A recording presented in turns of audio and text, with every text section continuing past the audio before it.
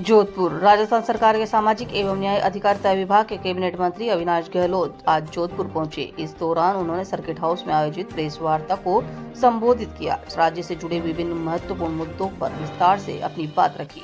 Press वार्ता के दौरान मंत्री ने प्रदेश में पेयजल समस्या, सामाजिक सुरक्षा पेंशन तथा पालनहार योजना के लाभार्थियों के लिए बायोमेट्रिक व्यवस्था को अनिवार्य किया जाने पर चर्चा की।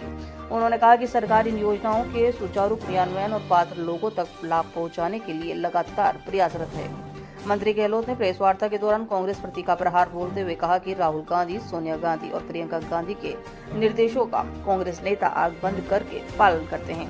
उन्होंने आरोप लगाया पार्टी में चापलूसी चरम सीमा पर है और रॉबर्ट वाड्रा के परिवार को विशेष सम्मान दिया जा रहा है।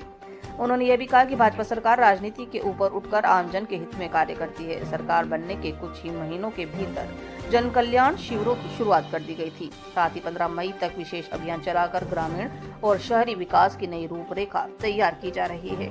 मंत्री ने बताया कि ग्राम पंचायत और नगर निकायों के वार्ड स्तर के विकास योजनाओं के प्रस्ताव तैयार कर सरकार को भेजे जाएंगे, जिससे हर क्षेत्र तक योजनाओं का लाभ सुनिश्चित किया जा सके।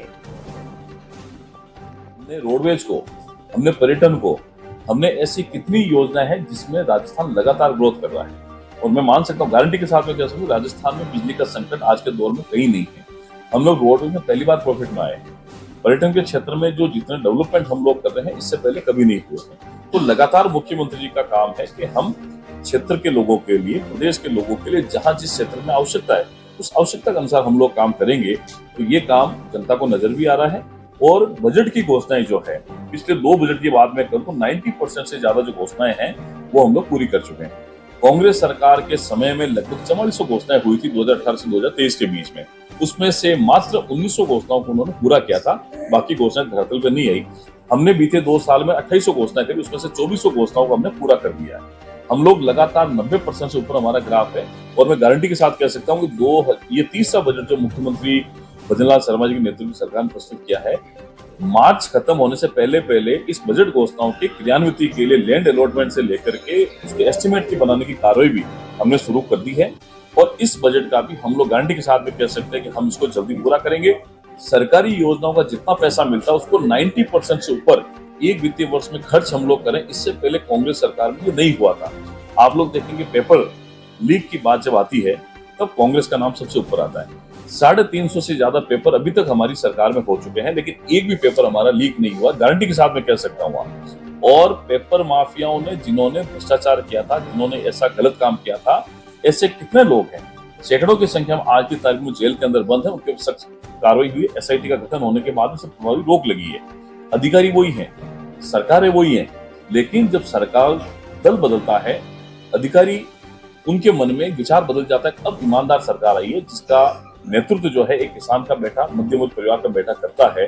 तो उनकी चिंता वाजिब है कि प्रदेश का चाहे किसान हो, चाहे नौजवान हो, चाहे व्यापारी हो, चाहे महिला हो, चाहे युवा हो, कोई भी व्यक्ति हो, उसके साथ न्याय कैसे हो सकता है, इस बात के लिए मुख्यमंत्री ने चिंता की। सर, पेंशन और पालनहार योजना में बायोमेट्रिक इंडिया, बुजुर्गों के फिंगरप्रिंट मैच नहीं हो रहे हैं, कई समस्या आ रही है, उसको लेकर क्या करते हैं? देखिए, जो पात्रता सरकार की तरफ से दी गई है, इसमें चाहे पेंशन की हो, चाहे पालनहार की हो या और कोई स्कीम है, हमने पारदर्शिता लाने के लिए बायोमेट्रिक किया है।